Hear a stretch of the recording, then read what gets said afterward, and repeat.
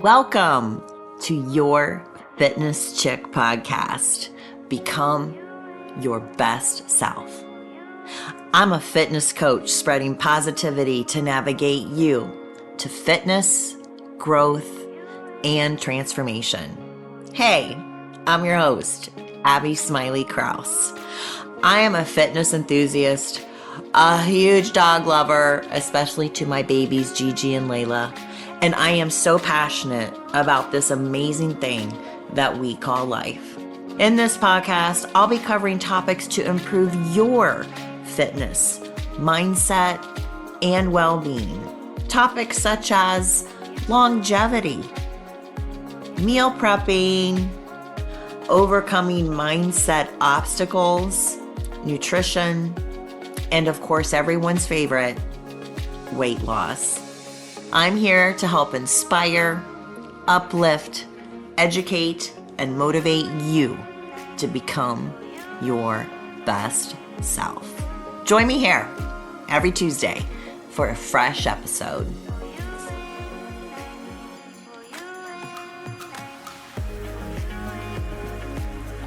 Welcome to the Your Fitness Chick podcast. Become your best self. I'm your host and fitness chick, Abby Smiley Krause, and I'm excited to bring you another exciting episode. Today, I'm blessed to have a really cool special guest named Katherine Cordero. I'm going to introduce her and let her introduce herself in just one second. But the reason why I wanted to have her on the show is she is a Facebook friend of mine, and she is very dedicated to her fitness. And one of the excuses I hear a lot, and I'm sure she does too, is I don't have time. And I always say that's not true. We all have the same 24 hours in a day. And although some have more rigid schedules than others, I totally get that. It's about choices. It's about priorities, and it's about decisions that you make to contribute time for your health. And Katherine definitely does that. And so I thought she was a really great example. And without further ado, let's welcome Katherine. Katherine, welcome. Thank you. Thank you for having me. I'm so excited to have you. We've never really actually met in person, but we've been friends on Facebook for quite some time, right? I know. I've admired you from afar. And likewise, same back at you. And I feel like we kind of know each other. It's kind of weird that we're looking at each other face to face right now. Well, I mean, via camera. So tell the listeners a little bit about your background. Well, I have worked in the legal field for quite some time. After college, I would say, is when I got kind of into fitness and, on my journey, at least, to fitness. I left college realizing that I didn't have the confidence needed to go into the work field. So I went overseas where I'd studied and felt a little more comfortable. Where did you go overseas? Well, I studied in the UK, but I did a year abroad there. But when I went back, I had visited Ireland, so I went back and I lived in Dublin for a little while. Wow. It was a different experience. I was completely on my own, and I had grown up and gone through most my young adult years overweight, and just health was not, and fitness was not a part of my life. I was kind of raised to believe that it was out of our control, so to speak. Like whatever genetics you were dealt, it is what it is. That's it. And I was not taught, to be interested in any kind of physical activity or to think about nutrition or anything. So when I went there, and I went there because I felt comfortable in my skin there. It was just a comfortable setting. So I thought if I needed to gain confidence, I needed to do that to be able to go into the workforce here. And once I got there, and I lived there for about 3 months, I quickly started dropping weight which again, something that I never even really attempted to do in my life, because I was kind of told that was just who I was. So I started to think about what I was doing there, that without realizing it, without putting in work, so to speak. and it came down to walking a lot, to Mm-hmm. eating slightly different, to eating more like a European diet. So Mm-hmm. when I got back home, I just continued on that path and then started adding little things here and there and ended up joining a gym. And that was the beginning of a love affair for Oh, me. So I went into the gym in the group fitness setting. So that's always kind of been my background. To be honest, until I many years leaping forward later became a group fitness instructor. Until that point, I, I hadn't even really been working out as far as, using the equipment at the gym, because that was just never my realm, so to speak. Now I do. Now I'm in love with weightlifting as well and all yeah. that, but little by little. So when I came back, I just followed the same path and then got addicted to it, because it was, you are in control of what you do, what you eat, everything else. So that control, to me, was the control. And fitness and that control kind of got me through a lot of bad points in my life as well. Not to say that, that was 22, 23 years ago. Not to say that I've never fallen off the wagon Sure. with fitness. I mean, I went through a very bad relationship where I went into a deep depression and definitely was not let myself go, but Yeah. being able to go back to, oh, I know how to control my life and how to feel good. Knowing that I knew how to do that was, it saved me from that once I got out of that relationship. So, Wow. so I've definitely fallen, but it's taken me through. And then flash forward many years later, I had a fitness instructor approach me about teaching myself, and I didn't know what to expect, but I jumped, and now it's definitely my passion. Now, how long ago was that? About 13 years ago. Oh, wow. So you've been doing it for a long time. I have more at the beginning or throughout time, prior to having my daughter and having more obligations in my life. So now I'm constrained as far as how much I'm able to teach, but How many at times, times, how many yeah. times a week are you teaching? Right now I have two set classes, and I pick up classes where I can if I'm able with my schedule. And what kind So of class is it? I teach one spin class and one strength class. So Okay. Wow. So that's a nice diverse yeah, offering that you have. Well, yeah, I think a lot of people will be able to relate to what you said. I know I certainly do. right, I think that when you get introduced to fitness and what it has the ability to offer you in your life in every arena, it right. actually becomes, at least to me, and it sounds like to you as well, your anchor, your buoy, your safety net, because we Exactly. all have fallen off the wagon. I was introduced to fitness at 19. Um, and although now, God, we're coming up to almost 30 years I've been working out. Actually, Crazy. has been 30 years.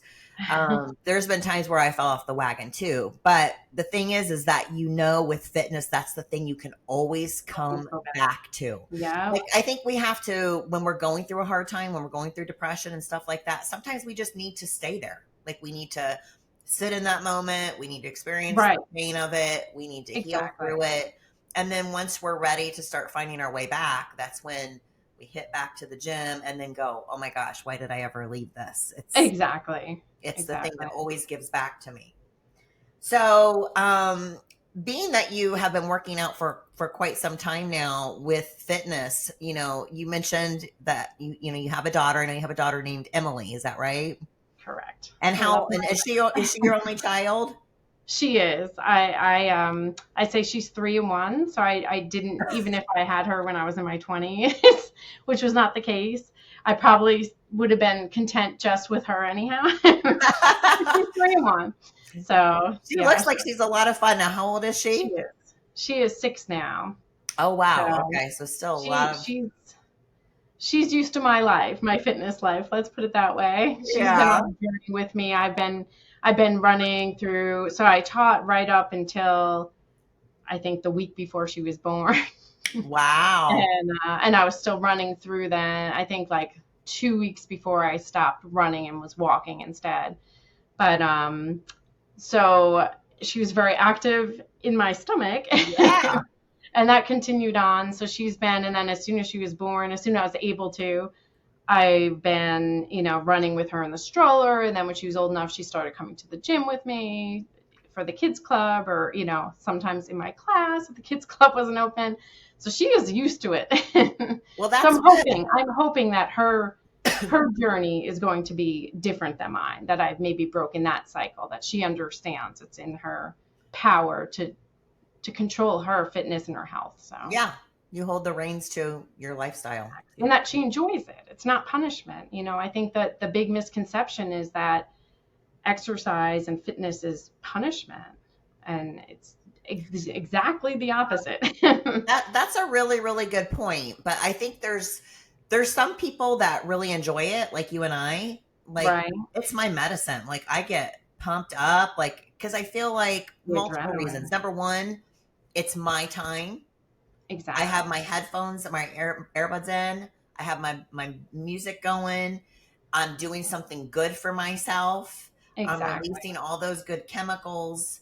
I know that I'm investing in my health. And I enjoy it. Like, I swear to you, if I didn't really have to work, I would get up, I go to the gym, I come home, I eat, I take a nap. I get up, I go back to the gym, I come home, Right. I eat, I take a nap. I mean, that's what professional bodybuilders do, actually. Yeah. It's work. That's how much I love the gym. So I think it's also about people finding what they enjoy, Joy, yes, because there's right? so many different things you can do within fitness. And I know, and again, it comes down to what you're capable of as well, what your lifestyle, and what else is going on in your life allows for. And I understand, that is different for everyone. For me, I know right now, I mean, I admire, and I know many people that do bodybuilding competitions, and obviously I'm kind of in the world with them a little bit. So many of my friends and everyone else. But for me, that's just not a very easy possibility at Mhm, this part in my life, mhm. because I'm not to the level where I could do macros and all that stuff and be that specific with my extra time, since Yeah. there's not as much. Not to say it can never be, but right now I've figured out, and what I try to tell people is to figure out what works for their lifestyle, to really look at their daily, every day, and to see where they can fit things in. So I have simple rules, and I always say keep it simple. Keep it Because my stupid simple simple. rules, That's the thing I yeah, always say. KISS. Keep it it's stupid when you simple. overdo it and you go for, you're trying to conquer Rome in a day. It's not going to happen. But for me, I figured out that, as far as being a single mom, especially, and having, I've shared custody, so I luckily have some of my own time. But I have rules, like if she goes to bed by a certain time, I'm gonna work out. So like it's hard, like I don't non-negotiables. Like even if I'm tired, even okay, here's a chance. The opportunities, I seize them. I figured out I can run during my lunches, even though it's hard and maybe not fun during the summer. That's me time, because I'm at work. I don't have child responsibility. So I do it. It's not a question. I just do it. And there's little rules like that. And for me, the nutrition, I try to make it simple as well, where I figured out a while ago that for me, I'm it's easy enough for me to keep it at carbs in one meal only. Yeah. And that makes it simple enough where I'm getting more protein and everything. But I think for most people, especially if they're coming from a place like where I started, that it's never been a part of their life, I think they need to keep it simple. Right. Absolutely. And it's kind of like what you did, because Right. you realized, oh my gosh, without even trying, you were losing Right. weight because you were in Europe, Something because you were something was walking happening. more, eating more of the European diet, which Exactly. ultimately became your fuel because you started feeling better and feeling Right. good and going, wait a minute. And again, and to And then, focus, and I encourage everyone, focus on the feelings too, like that feeling of energy and excitement, and if you keep building on that, you're going to see those results on the outside that people, want to happen overnight. It's not going to happen overnight, but focus on what is happening overnight. Right, for sure. Because that will propel you into the next step. So always start Correct. small. And then it's like you just keep going, your training wheels come off. Now you're really going and you just feed off of that. Exactly. So let's go back and kind of zone in on the running part because we really didn't mention that at the beginning. But again, Right. you work full time at a lawyer's office. Correct. You do 2 group classes a week at LA Fitness, which is the gym I work at, which ironically, we've never seen each other I there. know. I was there later today though. Okay. And I I'll plan a decided Wednesday. I was like really not liking that at all. I know. It's tough. It's Oh tough. my God. I had to wait on machines and that's why I like the 5 a.m. club. But I had stuff going on this morning, so I had to go around 9:30 and it was a completely Oh different. yeah, that's a tough time. Did not like it. But we've never seen each other. But with that being said, going back and repeating, so you're full-time in a lawyer's office, you're doing 2 group classes a week, but you also, besides doing that and a single mom, you also are a runner. You mentioned you do your running during lunchtime. You post lots of posts on Facebook about it. You do marathons, My you do half obsession. marathons. So tell me, how did you get into running? Well, so when I started as a group fitness instructor, there was another instructor or actually I hadn't started yet. I'm sorry. I had just become a member at that gym, and there was an instructor that I just admired, and she had done a Tough Mudder, and I thought, Now, what's that? gosh, it is an obstacle course race. Oh, okay. And I think there's different versions, but the one that I ended up doing was 20 miles. No, I'm sorry, 12 miles with 20 obstacles. Wow. So it's 12 miles long now.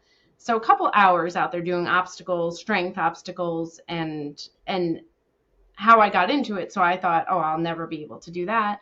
Because again, I was kind of raised and told growing up that I'm not a runner. I'm never going to be able to run. That's just not something that I'm made for. So it was always something that the others did. It was them, not me. Right. So when I had this instructor and she did the Tough Mudder, I said, oh, I would love to do that. That sounds fun. And my cousin at the moment that was, in my life and around me at the moment said, well, hey, let's sign up. Let's do it. Because she was active at that point. Now, how long ago was this? 2013. So over 10 years ago. Okay. Yeah. So she kind of pushed me into signing up, and it was one of those things that was extreme. I'm never going to be able to do. I'm never going to be able to do. And her and I had made a pact that in between the obstacles, we were going to run in between, because we didn't want our muscles to get cold and get injured doing the obstacles. So a lot of people didn't do that. And I tell you, after the ice bath obstacle, the Arctic enema, that wasn't the wise thing to do. They should have kept their body warm. But anyhow, that sounds just awful. Yeah, it was. I fell in love. I loved some of the obstacles. I figured out I'm not a mud person, so it did nothing. It did nothing for me other than make me feel unsafe, like I was going to hurt myself. So it wasn't for me. Yeah. But I did like some of the strength obstacles, and of course the running came from it. So we made it through that and got to the end, and I just remember the way that my body felt so drained from that distance, basically from the endurance of it. Yeah.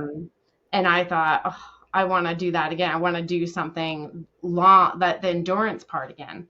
So I ended up through the gym, a member introduced me to the runners club and said, oh, come on out on a run. She was training for a half marathon or something. So she kind of was my mentor in that and led me in that. And I got that taste of that feeling after the long runs, and it became an addiction. So wow. So that's like and that grew. And I did that for a while. I did half marathons pretty quickly, and I did that for a long time. And I just thought, I'm never going to go past that. I have no desire to do a full marathon. That's not for me. That's for other people. Again, that for others. But my conditioning, I think at that point, I couldn't have done a full marathon. But what was surprising for me after I did have my daughter, and I started to get back into distance, it took it took many years until I could carve out that time and that dedication. Sure. But when I was able to start getting back into the distance, I was finding that as an older woman, my body is doing better with the endurance and recovery, especially. Now, if you don't mind Um, me asking, how young are you? I am gladly 46. Okay, so 46 years Uh, old. All right, yeah. So things change in your 40s for women, for sure. and for me, I mean, there were some negative things about going through my 40s, but I did find across the board, really, with everything, with all my fitness activities, that my body's just stronger and it's recovering better. So that's been an amazing, exciting revelation for me. Yeah, and I agree too because I don't know if it's we know ourselves better and we know how to take care of ourselves better, I think or that we learn to listen to our bodies better, but I think the most important part that we're leaving out is that if you've been working out for as long as you and I have, you right? have built up a reservoir of more lean mass, more endurance, and the muscle has memory. Exactly. And so even when I fall off the wagon, I start to get a little soft. It's not long before when I get back into it Yeah. that it's back to, the way I like it. So Right. I think that it's through years of building up that solid That memory. foundation Yeah, that definitely. that definitely helps. And that's what people don't realize. You mentioned it quickly a little bit ago that people don't realize how long it takes to build and to increase Right. endurance. And as much as we are a nation of immediate gratification, Yeah, unfortunately, that's the one thing though about fitness that I love. You get what you give. exactly. And so if you keep showing up and you keep doing it, it's actually more rewarding because you did the It work and is. you earned it. Yes. Yeah. And that's why the consistency for Right. me, I like hang my hat on. I feel very proud about, because, it really does pay off. For sure. Now, how many miles when you go running? Like how far are you going? Well, my lunch runs are obviously shorter, so I'll run anywhere from 3 to 5 miles during lunch. Wow. Okay. During the summer, well, this past summer, especially being the hottest one that I've ever witnessed Yes, for here, sure. that definitely shortened it. I was content doing 2.5 miles top, Yeah. on some days if it needed to be, but I aim for at least three during lunch runs. And then I have my daughter every other weekend. So the weekend she's with me, I might get some kind of run in, but it's not usually a long run unless I am like at the end of my marathon training and I need to do a long run. Then I'll make accommodations and I'll leave her for that amount of time. But Right. otherwise, I won't push for a long run. But the weekends I don't have her, and that's another one of my rules too in my head. I'm taking advantage. I have to do a long run. So, and my long runs during the summer probably are about 8 miles, I would say. Wow. But during, training, I train up to 20 miles for a full. But Wow. I've always now admired that I've ran you. my full, I'm going to probably stay between, I would say, 10 to 13 on my long runs. That's my plan in my head right now, at least. Wow. I have never been a runner and I've always had so much admiration for people. This is the Your Fitness Chick running setback that happened early on in her life. Do you remember where did you grow up? In New York. Okay, so I grew up in Indiana. Did you guys have the presidential physical fitness test? Okay. I almost didn't graduate high school because of it, because of the running. Well, let me tell you True about what story. happened let me tell you what happened to the Your Fitness Chick. So like I think it was second or third grade. I've always been super competitive against other people. I'm really not now. Now I'm just competitive against myself. I honestly can say Right. that. But as a youngster, I was extremely competitive. Like second did not exist in my vocabulary. so so I can't remember which run it was in the presidential physical fitness test. It was the long one. A But mile. anyway, We did a mile, I recall, okay, because but it was for four laps around our track. yeah, so when you're in second grade, that's long. That is So long. Yeah. I grew up in Indiana, and we had this like kind of little field behind the school I went to, College Corner Elementary School, to all my Anderson, Indiana shout out. But anyway, I remember that morning my mom made me eat breakfast, and I didn't eat breakfast when I Oh was little. And I no. ate two blueberry waffles and a big glass of milk. It's funny that you remember exactly I what it was. remember it till like it was I yesterday. have a feeling I know where this is going. Your fitness chick, Abby. It's like the tequila night. I've gotta run. I've gotta beat everybody. I've gotta Oh win. I've gotta no. get first place. And so I'm just running, and I'm just like, I feel it. You know, when you start to feel nauseous and you almost Oh feel yeah. the food like shifting upwards, like you feel it Oh and you yeah. start salivating. And I was like, oh, this isn't good, but I'm still gonna win. So I just kept going, and I remember I did win.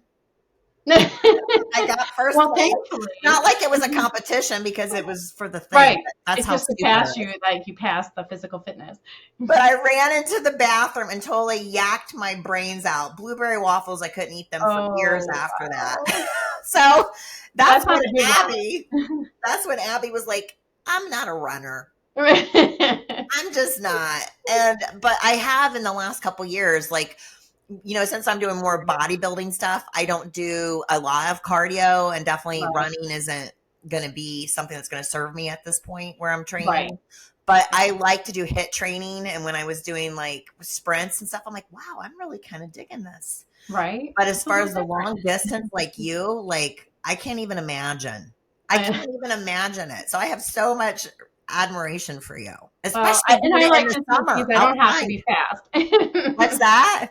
And I like distance because I can slow it down a bit. I don't have to be an elite fast runner. So. Yeah, but still, even to do that amount of distance, that's a lot. Yeah. And I think the distance to me I'm drawn to because it is a mental, first of all, it's a mental challenge, but it's also my mental health time. That's where I sort out all my problems in my head, make all my plans for my life.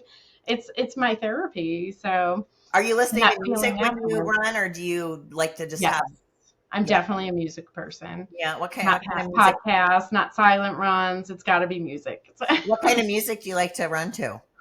Oh gosh, a variety. I know everyone says that, but I try to make interesting playlists. But I like punk. I like somewhat more modern things. One of my favorite artists, and for running and spin even, that my daughter introduced me to because she found her on YouTube or somewhere when she was very young, and now we bond over her because we absolutely adore Sia. So Oh, I love she's one Sia. of my favorites. So, I but have her on my playlist. yeah, just I don't have a particular one artist or type of music, but mix it up. Yeah, But it's got to those be are good. music. There's got to be music. And music, I'm such a musical person. I mean, it really touches me, and it really amps me Yeah, up in so definitely. many ways. And it gets you in that zone. I don't know. Yeah. I know elite runners are against running with music. They Yeah. feel the tempo will change what they're capable of or whatnot. I am not an elite runner. I'm good. I'm good. Being slow, Right. being in my own world, just getting it done. So, You do you, boo. I'm going to be listening to Sia. oh, the best. So shifting gears a little bit here, obviously growing up, you weren't introduced to fitness, so those weren't I mean, I examples. played some sports here and Yeah. there, but I never followed through, or was hardcore on sports. But yeah, I was just kind of taught, fitness wasn't in my family, and my parents' generation, especially women. My mom would always tell me that my grandmother, especially, was not, her generation, that muscles on women were not good, or Right. so all those kind of taboos, and it just wasn't. I wasn't raised with it. I don't Right. know, and kind of again raised to believe that my nutrition and health was kind of out of my control, that it was all predestined, and that they had, when I was real young, my parents at times would try diets, which to me is automatic failure, and as a child you don't understand it, and it's very Right. it's very tough how you approach a child who needs, some guidance with nutrition or health. Because to me, it was very damaging to be told I needed to be on these crazy diets. And Mm-hmm. when they didn't work, then I was a disappointment. And again, it was just, well, you have no option. You're just going to be that way. And that makes So, you develop a dysfunctional relationship with food. oh, absolutely. Yeah, for Absolutely. sure. So, Yeah, I grew up in a household where, I mean, my parents weren't into fitness really. I mean, my mom would go to the gym with her sisters, my aunts and stuff. But, some of them, they've always just been very concerned about what people think about them, right. meeting that, being thin, that, uh, the perfect housewife and the perfect weight and all this, and they were kind of critical, to be honest. And Mm. so I don't mean that in a Not bad coming from way. a necessarily good place for Right. it. Yeah. Yeah. So I mean, that's a whole nother story. So let's shift gears again. So, there's times where you don't feel like working out, you don't feel like doing the run. Obviously, your schedule's pretty packed. Like everybody's busy. Let's face it, right? So, on those days that you really don't feel like doing it, what inspires you or motivates you to do it anyway? Well, first and foremost, it's the feeling, because there's definitely no such thing as a bad workout. You're always going to feel somewhat better afterward, regardless. So that feeling drives me. But I will say that originally, when I started at a gym, for me it was wanting to be in better health than my family. Than my dad especially had a lot of health problems.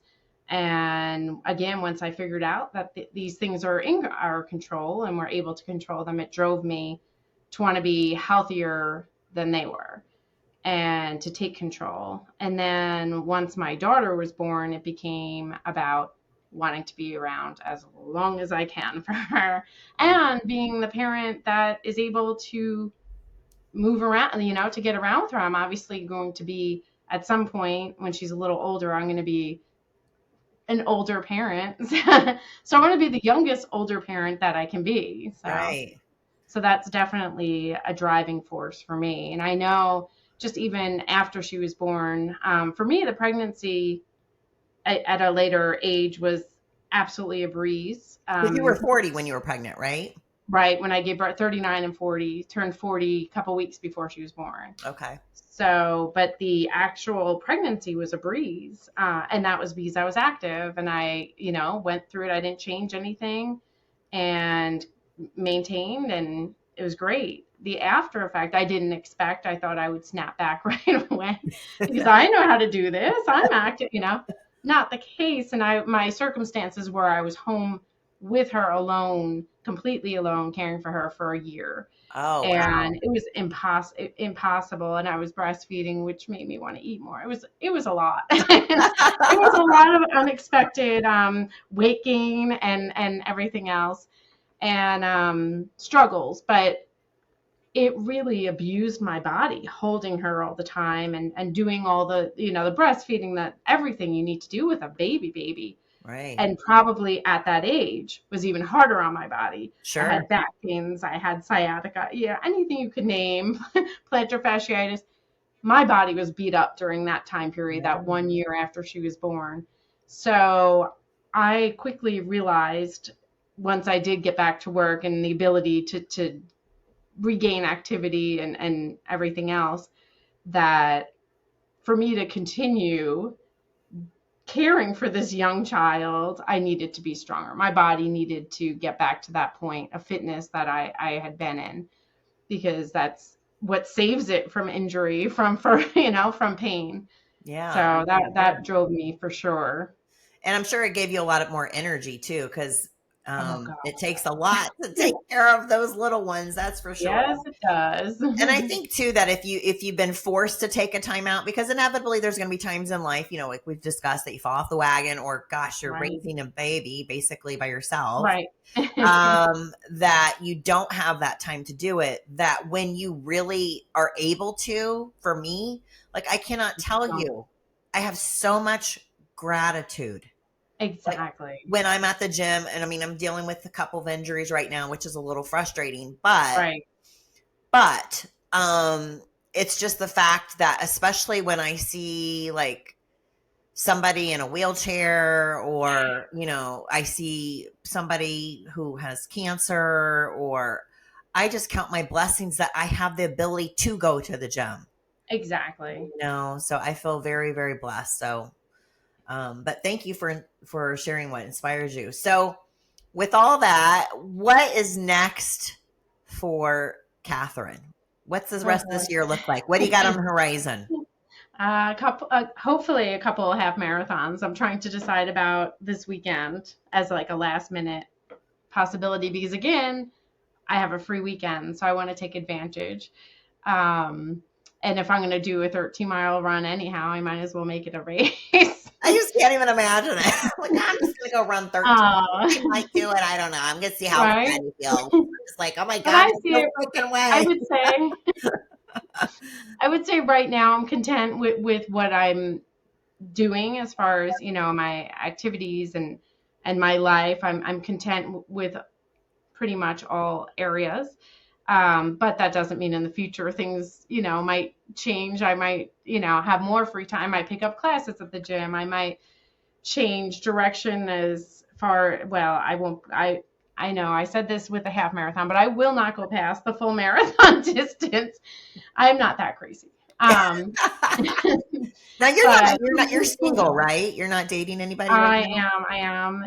That's a whole nother job in itself, I feel. And yeah, right. Yeah, I don't know when that job will get easier, but I don't either. I always, and I've learned lessons from that as well. And I will say with fitness and everything else, the one thing that I've learned, because that does too change when you're in relationships, sometimes for the better, sometimes for the worse. Mm-hmm. And the one takeaway that I've had during my life of fitness and relationships is that I will never, ever sacrifice my time and, especially my fitness stuff for something that's not worth it. So I think that keeps me kind of in the dating world probably for a long time. But you mean out of the dating world? or not in a serious relationship, because unless it's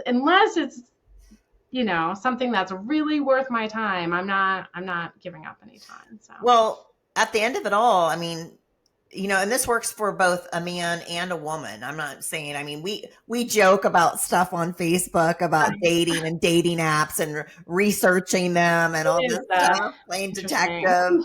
But dating at this age is extremely difficult. I'm 49, so I'm a little older than you. And I feel like on both sides, men too, I feel like we're all hard pressed to give up any of our time, because most of us have been in relationships in the past, some good, some bad, whatever. But at this point in our life, I think we all feel like we're fulfilled in our lives. So the dating part, yeah, it's fun. It would be fun to have another person that I can share time with, and I say as a sounding board.